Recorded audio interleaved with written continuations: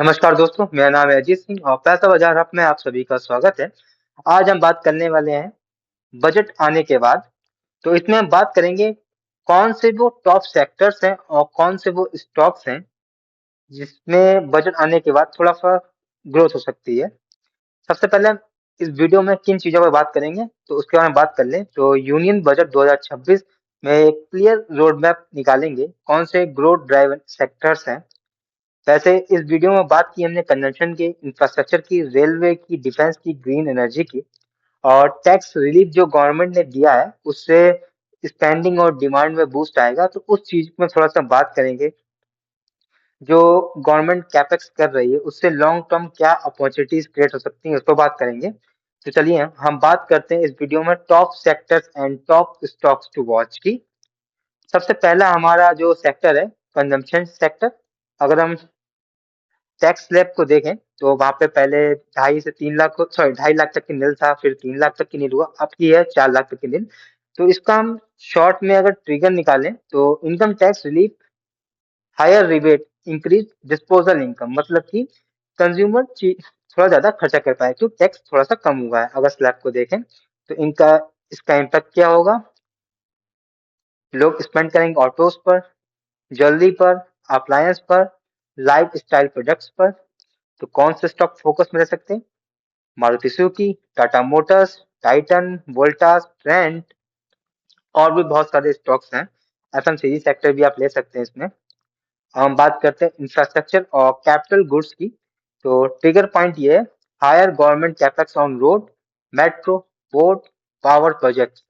तो इसका इम्पैक्ट ये होगा, स्ट्रॉन्ग ऑर्डर इनफ्लो होगा इन कंपनीज के अंदर, लॉन्ग टर्म विजिबिलिटी होगी ईपीसी और इंजीनियरिंग फर्म्स के अंदर। तो टॉप कौन से स्टॉक्स रहेंगे? L&T, semen, ABB India, UltraTech cement, Adani ports. अब हम बात करेंगे डिफेंस सेक्टर के बारे में। तो ट्रिगर पॉइंट यहाँ पे था इंक्रीज डिफेंस एलोकेशन। डिफेंस के लास्ट ईयर का बजट देखेंगे और इस साल का बजट देंगे तो काफी अच्छा इंक्रीज हुआ है और गवर्नमेंट फोकस भी कर रही है आत्मनिर्भर भारत पे, या फिर कहें शॉर्ट में मेक इन इंडिया प्रोडक्ट पर।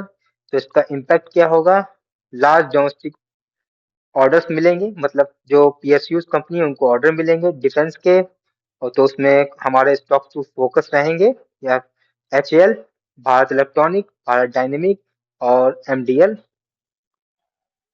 रेलवे की बात करें तो ट्रिगर यहाँ पे गवर्नमेंट ने अनाउंस किया है 7 हाई स्पीड रेल कॉरिडोर्स बनाएंगी और नेटवर्क बढ़ाएंगी अपना रेलवे का।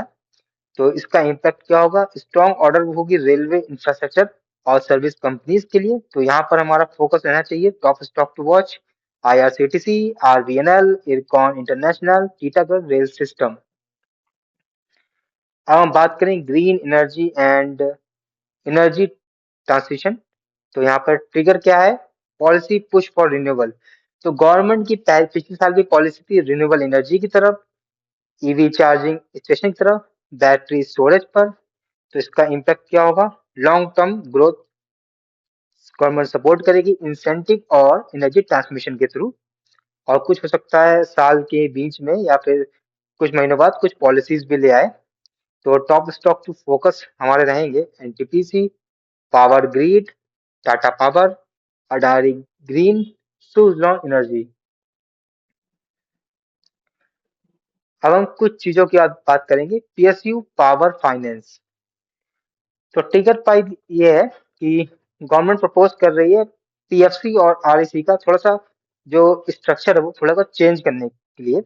इसका इम्पैक्ट क्या होगा, कंपनी की इफिशिएंसी इंप्रूव होगी, कंपनी की बैलेंस शीट इंप्रूव होगी और मजबूत होगी। तो फोकस रखना चाहिए हमें पीएफसी और आरईसी पर और मेजर पीएसयू लेंडर्स पर।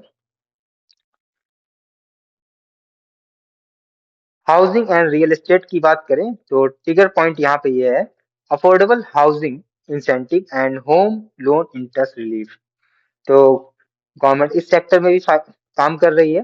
तो इसका इम्पैक्ट ये होगा, पॉजिटिव सेंटीमेंट है डेवलपर्स के लिए, बिल्डिंग मटेरियल कंपनीज के लिए। तो यहाँ पे हमारे फोकस रहने चाहिए stock DLF, Godrej property, Ambuja cement या फिर कह सकते हैं अडानी सीमेंट। कुछ और मेजर मिनिस्ट्रीज हैं जिनको थोड़ा ध्यान रखना चाहिए कि वहाँ पर कितना डेवलपमेंट हुआ है और उसका क्या इम्पैक्ट पड़ सकता है। सबसे पहले बात करें रूरल डेवलपमेंट में 2.73 लाख करोड़ रुपए का बूस्ट किया रूरल डिमांड को बढ़ाने के लिए गवर्नमेंट ने। होम्स अफेयर की बात करें, यहाँ पर पुलिस और भी चीजें आती है, मॉडर्न टेक्नोलॉजी वगैरह। यहाँ पर 2.55 लाख करोड़ का एलोकेशन किया इंटरनल सिक्योरिटी और मॉडर्नाइजेशन के लिए गवर्नमेंट ने। एग्रीकल्चर की बात करें तो 1.62 लाख करोड़ का इन्वेस्टमेंट मतलब बजट एलोकेट किया है गवर्नमेंट ने फार्मर्स और एग्री टेक के लिए। एजुकेशन सेक्टर में 1.39 लाख करोड़ का हमारा बजट है एजुकेशन के लिए। इसमें हम फोकस करेंगे इंफ्रास्ट्रक्चर और स्किल डेवलपमेंट पे। तो फाइनल टेक वे क्या है हमारा? बजट सपोर्ट करता है कंजम्पशन को, इंफ्रास्ट्रक्चर को, डिफेंस को, रेलवे को, ग्रीन एनर्जी को, और क्रिएट करने की कोशिश कर रहा है long term opportunity multiple sectors में इन्वेस्टर्स के लिए। तो ये वीडियो हमारी सिर्फ और सिर्फ एजुकेशनल पर्पस के लिए थी, कोई भी बाय सेल की रिकमेंडेशन नहीं है। कोई भी निवेश करने से पहले अपने वित्त सलाहकार से बात करें। अगर वीडियो पसंद आया तो लाइक करें, शेयर करें, सब्सक्राइब करें। अगर आप किसी स्टॉक सेक्टर या फिर म्यूचुअल फंड के बारे में जानना चाहते हैं तो उसका नाम हमें कमेंट सेक्शन में मेंशन कर सकते हैं, ताकि नेक्स्ट टाइम हमें जब भी मौका मिले तो हम उन टॉपिक्स पर बात कर सकें। धन्यवाद।